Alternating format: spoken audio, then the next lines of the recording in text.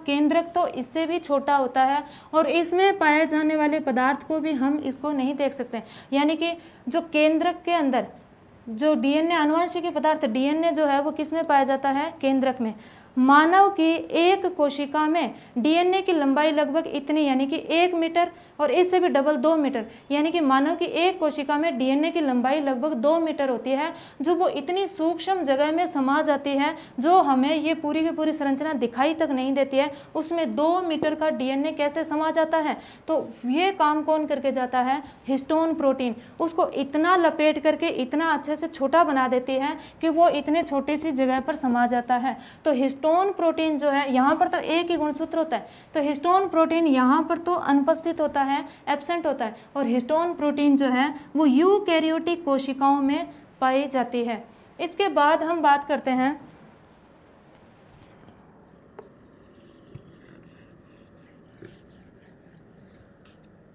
कोशिकाओं के विभाजन की। यहाँ पर देखो, हमें पता है कि कोशिकाओं का जो विभाजन होगा तभी आगे ऑर्गन्स बनेंगे, बॉडी का निर्माण होगा। तो कोशिकाओं का विभाजन देखो, थोड़ा सा हम डिस्कस करते हैं कि कोशिकाओं का विभाजन 3 प्रकार से होता है। आगे हम डिटेल स्टडी करेंगे। कोशिकाओं का विभाजन 3 प्रकार का होता है। एक तो होता है एमाइटोसिस यानी कि असूत्री विभाजन, और एक होता है समसूत्री विभाजन, माइटोसिस, समसूत्री विभाजन, आप लोग सभी पढ़ते हो इसको। और एक होता है जी अर्धसूत्री विभाजन, अर्धसूत्री विभाजन। अब यहाँ पर बात करें हम समसूत्री, सूत्र का मतलब क्या होता है, किसी भी, मैंने ऐसे बोला कि किसी भी शब्द की परिभाषा देने से पहले हमें उस शब्द का मतलब पता होना चाहिए। समसूत्री का मतलब क्या होता है, यहाँ पर सम का मतलब होता है समान, सम का मतलब क्या होता है, समान। और यहाँ पर जो सूत्री, समसूत्री, जो सूत्री जो वर्ड अपने को मिला है, इस सूत्री का मतलब होता है गुणसूत्र। सूत्र का मतलब हो गया गुणसूत्र, यानी कि समान गुणसूत्र। कैसे, एक कोशिका में, मान लो मानव कोशिका की बात करते हो, तो एक कोशिका में, मानव कोशिका में टोटल कितने गुणसूत्र होते हैं, 46। जब इस कोशिका में विभाजन होता है तो 2 कोशिकाएं बनेंगी, एक कोशिका ये बन गई और एक कोशिका ये बन गई। तो दोनों कोशिकाओं को इस कोशिका ने समान गुणसूत्र दिए।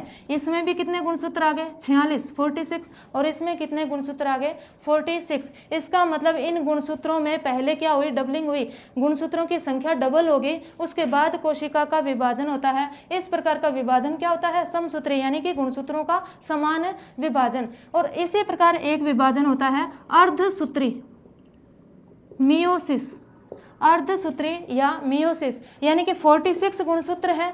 अब 46 है तो इसको कितने मिले, 23, इसको कितने मिले, 23, यानी कि गुणसूत्रों की संख्या क्या रहेगी, आधी। अर्ध का मतलब आधा, सूत्री का मतलब क्या हो गया, गुणसूत्र। तो ऐसा विभाजन जिसमें नई कोशिकाओं को आधे ही गुणसूत्र मिल पाते हैं, वो विभाजन क्या कहलाता है, अर्धसूत्री विभाजन कहलाता है। और अर्धसूत्री विभाजन कहाँ पर होता है, जनन ऑर्गन्स के अंदर, रिप्रोडक्टिव ऑर्गन्स के अंदर होता है, और कहीं नहीं होता है। एक होता है असूत्री, कोई मतलब नहीं है इसमें, असूत्री में कोई संख्या बराबर नहीं, कोई संख्या आधी नहीं। ऐसी कोशिकाओं का विभाजन जो होता है, मान लो कि ये क्या है, आपका गोलाकार गुणसूत्र है।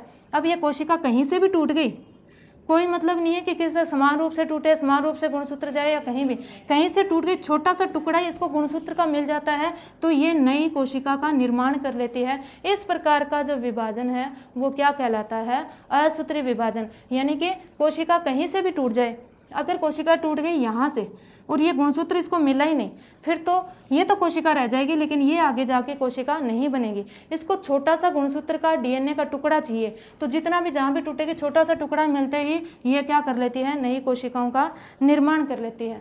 तो अब हम बात करते हैं कि यहाँ पर विभाजन जो है वो किस प्रकार का होता है प्रोकैरियोटिक और यूकैरियोटिक कोशिकाओं में। तो प्रोकैरियोटिक कोशिकाओं में विभाजन किस प्रकार का होता है, असूत्री विभाजन होता है। एक ही तो गुणसूत्र होता है और उसका एक टुकड़ा किसी कोशिका में चला गया तो वो कोशिका पूर्ण कोशिका का निर्माण कर लेती है, तो असूत्री विभाजन होता है। यहाँ पर यूकैरियोटिक कोशिकाओं की बात करें तो इसमें असूत्री विभाजन, अर्धसूत्री तथा समसूत्री विभाजन दोनों प्रकार का विभाजन या तीनों प्रकार का मान सकते हैं। तो अर्धसूत्री और समसूत्री मुख्य रूप से दोनों प्रकार के विभाजन इसमें पाए जाते हैं। ठीक है, तो एक टॉपिक और आता है, एक संरचना होती है जिसे क्या कहते हैं, सेंट्रियोल।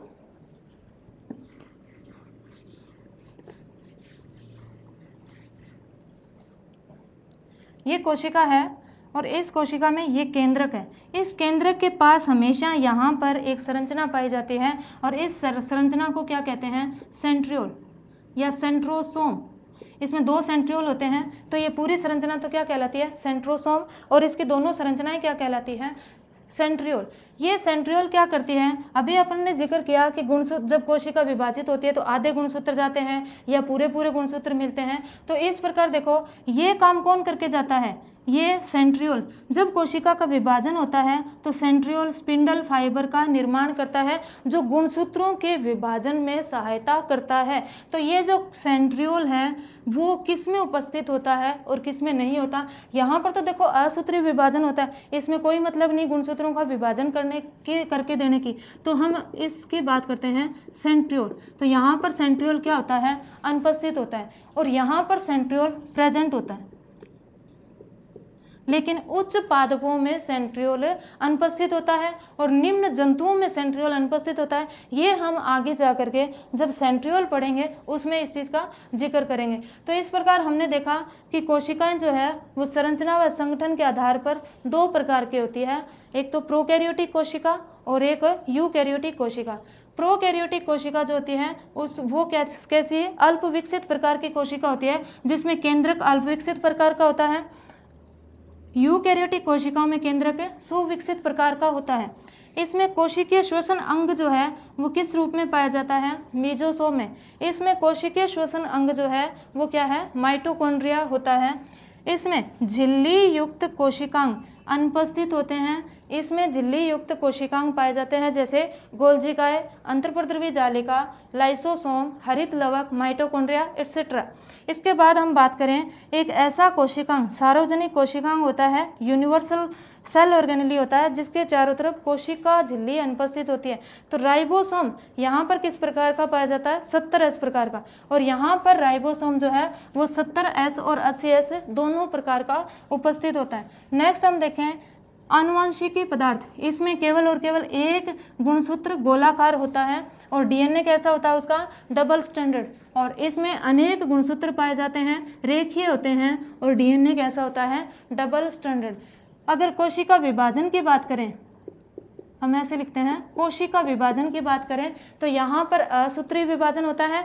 ये जब सेल डिवीजन पढ़ेंगे, सेल रिप्रोडक्शन पढ़ेंगे, तब इसमें हम इसकी डिटेल स्टडी करेंगे। तो इसमें असूत्री विभाजन होता है। इसमें किस प्रकार का विभाजन होता है, अर्धसूत्री और समसूत्री दोनों प्रकार का विभाजन पाया जाता है। विभाजन में हेल्प कौन करता है, सेंट्रियोल। तो सेंट्रियोल जो है यहाँ पर अनुपस्थित होता है और प्रोकैरियोटिक कोशिकाओं में सेंट्रियोल पाया जाता है। तो इस प्रकार प्रोकैरियोटिक और यूकैरियोटिक कोशिकाओं को हमने देखा। हमने लास्ट क्लासेस में कोशिका के बारे में पढ़ा था कि कोशिका की खोज किसने की थी, जीवित कोशिका को किसने देखा था, कोशिका सिद्धांत किसने दिया था, और कोशिका सिद्धांत के अंतर्गत हमने देखा था कि कोशिकाएं जो है वो उनकी उत्पत्ति कैसे होती है, कोशिकाएं बनती कैसे है। इसके बाद हमने प्रोकैरियोटिक कोशिकाओं और यूकैरियोटिक कोशिकाओं में अंतर देखा था। प्रोकैरियोटिक सेल्स तथा यूकैरियोटिक सेल्स।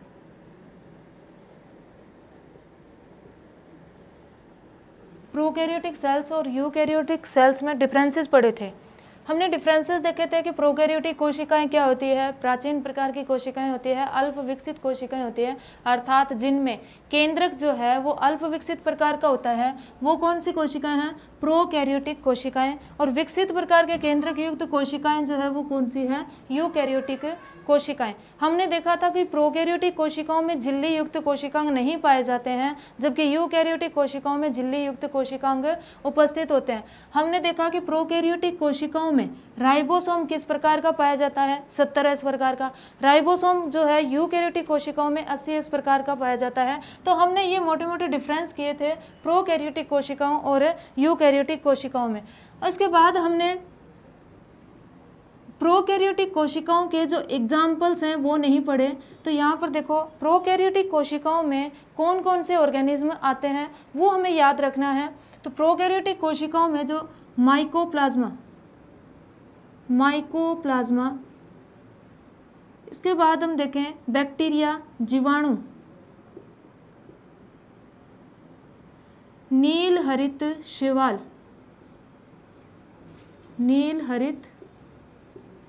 शैवाल, यानी कि ब्लू ग्रीन एल्गी।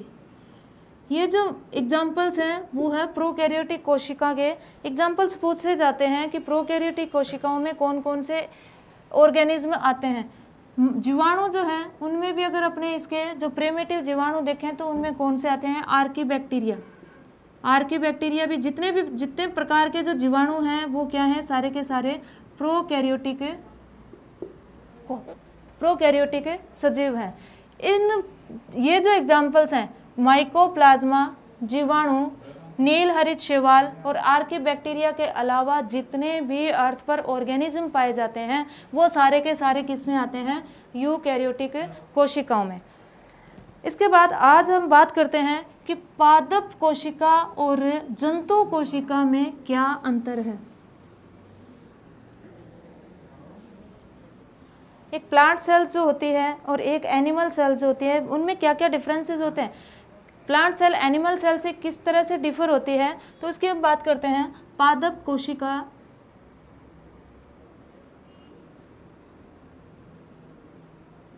और जंतु कोशिका।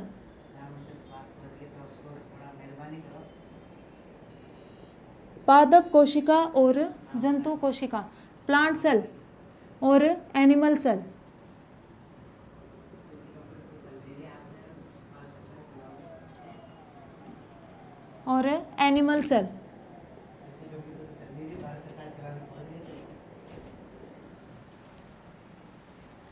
देखो पादप कोशिका और जंतु कोशिका में मुख्य जो डिफरेंसेस हैं,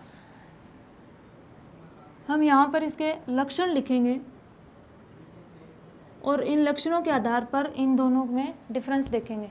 तो पादप कोशिका को सबसे पहले हम देखते हैं कि पादप कोशिका जो है उसका साइज कैसा होता है, आकार कैसा होता है।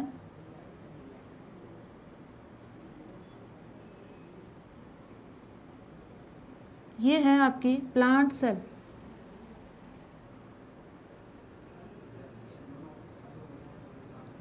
और यहाँ पर हम देखें जंतु कोशिका।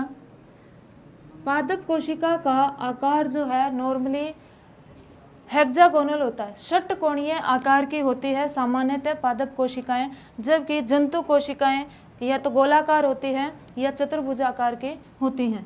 पादप कोशिका का सबसे बाह्य आवरण जो है वो होता है कोशिका भित्ति, जबकि जंतु कोशिका का सबसे बाह्य आवरण जो है वो होता है कोशिका झिल्ली। ये मुख्य डिफरेंस होता है पादप कोशिका व जंतु कोशिका में। पादप कोशिका का सबसे बाह्य आवरण कौन सा होता है, कोशिका भित्ति। जंतु कोशिका का सबसे बाह्य आवरण होता है कोशिका झिल्ली। हमें पता है कि कोशिका झिल्ली जो है वो सभी प्रकार की कोशिकाओं में पाई जाती है। तो प्लांट सेल में भी कोशिका झिल्ली पाई जाती है, लेकिन कोशिका झिल्ली जो है वो कोशिका भित्ति के भीतर की ओर स्थित होती है, यानी कि दूसरी जो झिल्ली होती है, दूसरा जो आवरण होता है वो कोशिका झिल्ली होती है। तो पादपों में कोशिका भित्ति पाई जाती है और एनिमल सेल्स के अंदर कोशिका भित्ति अनुपस्थित होती है। इसके बाद हम देखें कि दूसरे जो डिफरेंस है कि पादप कोशिका के अंदर केंद्र में एक बड़ी रिक्तिका पाई जाती है, वैक्यूल पाई जाती है।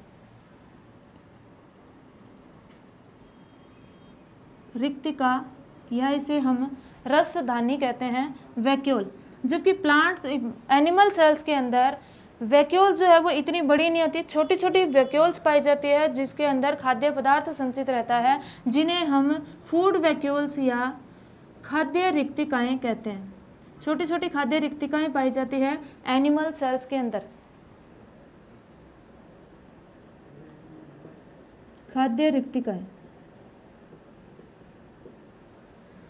अब यहाँ पर हमें पता है कि हर एक कोशिका के केंद्र में क्या केंद्रक पाया जाता है, पादप कोशिका और जंतु कोशिका यूकेरियोटिक कोशिकाएं होती हैं और इनमें केंद्रक उपस्थित होता है। अब यहाँ पर स्थिति देखिए केंद्रक की, तो जंतु कोशिका के केंद्र में केंद्रक उपस्थित होता है, जबकि पादप कोशिका के केंद्र में तो क्या है, वैक्यूल्स या रिक्तिका पाई जाती है।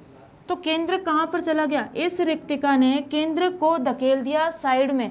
तो यहाँ पर देखो एग्जाम में क्वेश्चन पूछा गया है कि पादप कोशिका में केंद्रक की स्थिति क्या होती है, परिधीय या पेरिफेरल। तो यहाँ पर जो केंद्रक है वो कहाँ पर पाया जाता है, परिधि की ओर एक साइड में पाया जाता है, जबकि जंतु कोशिका में केंद्रक जो है कोशिका के मध्य स्थित होता है, कोशिका के केंद्र भाग में स्थित होता है केंद्रक या न्यूक्लियस।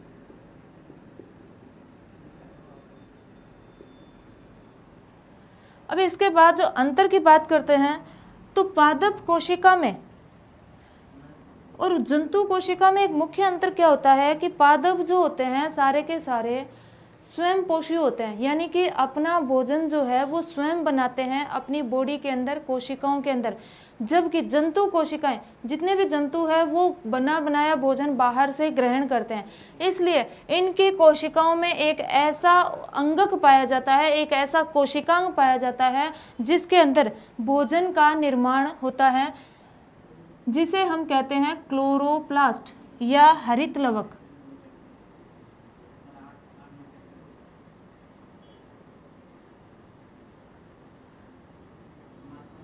अब हरित लवक की जंतुओं को जरूरत ही नहीं होती, क्योंकि जंतु तो बना बनाया भोजन बाहर से ले लेते हैं। तो जंतु कोशिकाओं में हरित लवक अनुपस्थित होता है, क्लोरोप्लास्ट या हरित लवक।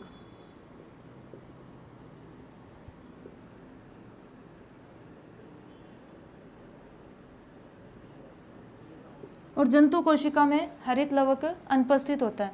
इसके बाद हम देखें कि बाकी जो ऑर्गेनेलिज हैं वो सारे के सारे इसमें एक समान होते हैं, जैसे माइटोकॉन्ड्रिया सभी प्रकार की यूकैरियोटिक कोशिकाओं में पाए जाते हैं। केंद्रक जो होता है वो दोहरी झिल्ली युक्त होते हैं।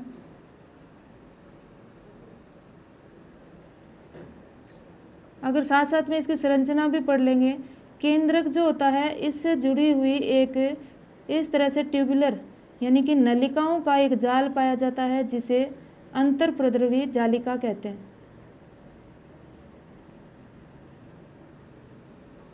और अंतर्प्रद्रवी जालिका इसमें भी पाई जाती है, जो केंद्रक से स्टार्ट होती है और प्लाज्मा झिल्ली के बीच में स्थित होती है। तो दोनों में ही अंतर्प्रद्रवी जालिका या एंडोप्लाज्मिक रेटिकुलम पाया जाता है।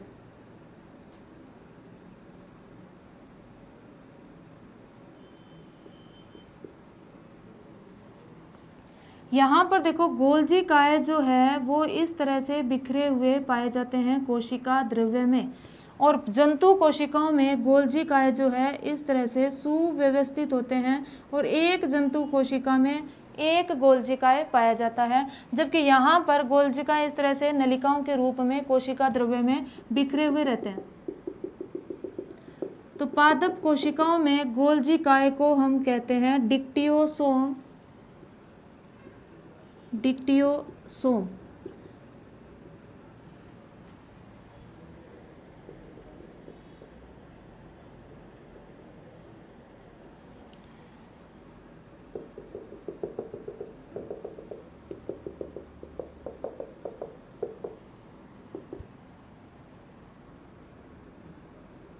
दोनों प्रकार की कोशिकाओं में लिक्विड पदार्थ भरा होता है, जिसे हम कोशिका द्रव्य कहते हैं, साइटोप्लाज्म कहते हैं।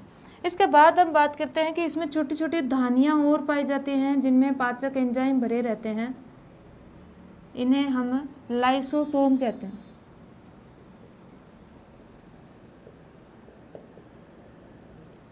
पादप कोशिकाओं में भी लाइसोसोम जैसी संरचनाएं पाई जाती है रिक्तिकाओं के रूप में। अब देखो ग्लाइऑक्सिसोम नामक एक संरचना होती है। ग्लाइऑक्सिसोम जो प्लांट सेल्स में तो प्रेजेंट होती है, जबकि जंतु कोशिकाओं में अनुपस्थित होती है। ग्लाइऑक्सिसोम सभी पादप कोशिकाओं में नहीं पाई जाती है। जो तेलीय बीज वाले जो जो वसा युक्त जो बीज होते हैं उनकी कोशिकाओं में ग्लाइऑक्सिसोम उपस्थित होता है। अब ये जो रिक्तिका है, पादप कोशिका के केंद्र में पाई जाने वाली इस रिक्तिका में द्रव पदार्थ भरा होता है और इसे कोशिका रस कहते हैं। कोशिका रस या सेल सेप। इस सेल सेप में या कोशिका रस में अनेक पदार्थ भरे रहते हैं। जो फ्लावर या जैसे हम बात करें चुकंदर का रंग जो है वो एंथोसाइनिन के कारण होता है और वो एंथोसाइनिन पदार्थ जो है वो किस में पाया जाता है, इस कोशिका रस में उपस्थित होता है, इस धानी के अंदर, यानी कि इस रिक्तिका या रसदानी के अंदर भरे हुए द्रव जो है जिसे हम सेल सेप या कोशिका रस कहते हैं, उसमें वर्णक पाए जाते हैं जो पुष्पों को रंग प्रदान करते हैं, अन्य जो फल जो होते हैं उनको रंग प्रदान करते हैं, जैसे एंथोसाइनिन। ये जो रिक्तिका जो है या रसदानी जो है, इसके जो झिल्ली है, इस झिल्ली को कहते हैं टोनोप्लास्ट। रिक्तिका के चारों तरफ पाए जाने वाली झिल्ली क्या कहलाती है, टोनोप्लास्ट, जो कि जीवित झिल्ली होती है, जबकि रिक्तिका जो है, रिक्तिका के अंदर भरा हुआ द्रव जो है वो क्या होता है, एक निर्जीव पदार्थ होता है। तो ये है आपकी प्लांट सेल और ये है आपकी एनिमल सेल। तो हम यहाँ पर इसके अंदर डिफरेंस देखें कि पादप कोशिकाओं में कोशिका के सबसे बाहर क्या पाया जाता है, कोशिका भित्ति। तो कोशिका भित्ति जो है वो पादप कोशिकाओं में तो उपस्थित होती है, जबकि जंतु कोशिकाओं में अनुपस्थित होती है। नेक्स्ट हम बड़ा डिफरेंस देखा था कि यहाँ पर क्या पाया जाता है, पादप कोशिकाओं में हरित लवक पादप कोशिकाओं में उपस्थित होता है, जबकि जंतु कोशिकाओं में अनुपस्थित। इसके बाद हमने देखा कि यहाँ पर केंद्रक की स्थिति जो है, केंद्रक की स्थिति पादपों में, पादप कोशिकाओं में केंद्र की स्थिति होती है परिधीय। ये आपको ध्यान रखना है, इसको स्टार लगा के रखना है कि पादप कोशिकाओं में केंद्र की जो स्थिति है वो क्या होती है, परिधीय होती है, जबकि जंतु कोशिकाओं में केंद्रक जो है वो सेंटर में पाया जाता है, केंद्र में उपस्थित होता है। इसके बाद देखो यहाँ पर केंद्र के पास किसी तरह का कोई सेंट्रियोल नहीं पाया जाता है, जबकि जंतु कोशिकाओं में यहाँ पर केंद्र के पास सेंट्रियोल उपस्थित होते हैं। तो हम देखें यहाँ पर सेंट्रियोल जो है वो पादपों में, पादप कोशिकाओं में अनुपस्थित होता है, जबकि जंतु कोशिकाओं में उपस्थित होता है। तो ये मुख्य अंतर है एक पादप कोशिका और एक जंतु कोशिका में। साथ में हमने इनकी संरचनाएं देखी, माइटोकॉन्ड्रिया, ठीक है। तो आज हमने क्या पढ़ा, पादप कोशिका और जंतु कोशिका में अंतर। पादप कोशिका हमने देखी, पादप कोशिका कैसी होती है, हेक्सागोनल शेप की होती है, जबकि जंतु कोशिकाएं कैसी होती है, लगभग गोलाकार होती है। पादप कोशिकाओं के बाहर की ओर सबसे बाह्य आवरण जो है वो कोशिका भित्ति होता है, जबकि जंतु कोशिकाओं में सबसे बाह्य आवरण जो है वो क्या है, कोशिका झिल्ली होता है। पादप कोशिका के केंद्र में एक बड़ी रिक्तिका पाई जाती है, जबकि जंतु कोशिका के केंद्र में केंद्रक स्थित होता है। तो यहाँ पर रिक्तिका पाई जाती है, तो केंद्रक की स्थिति क्या होगी, यहाँ पर केंद्रक जो है वो कहाँ पर आ जाता है, साइड में आ जाता है, परिधि की ओर आ जाता है। यहाँ पर पादप कोशिकाओं में गोल्जी काय जो है वो बिखरी हुई अवस्था में डिफ्यूज्ड फॉर्म में पाया जाता है, विस्तृत फॉर्म में पाया जाता है और इन्हें गोल्जिकाय को क्या कहते हैं, पादप कोशिकाओं में डिक्टियोसोम, जबकि जंतु कोशिका में एक ही गोल्जिकाय पाई जाती है और सुव्यवस्थित होती है और यहाँ पर इस तरह से नलिका का रूप में अरेंज्ड रहती है, ठीक है। पादप दोनों कोशिकाओं में लाइसोसोम पाए जाते हैं जिनमें पाचक एंजाइम भरे होते हैं। यहाँ पर लाइसोसोम जो है वो छोटी छोटी धानियों के रूप में उपस्थित होते हैं। अब देखो पादप कोशिकाएं जो है उनको बाहर से खाना नहीं मिलता है, ये खाने का निर्माण स्वयं करती है। किसके द्वारा, इनमें कोशिकांग पाया जाता है क्लोरोप्लास्ट या हरित लवक। जंतु कोशिका को भोजन बाहर से मिलता है, तो इसलिए जंतु कोशिका में हरित लवक क्या है, अनुपस्थित होता है।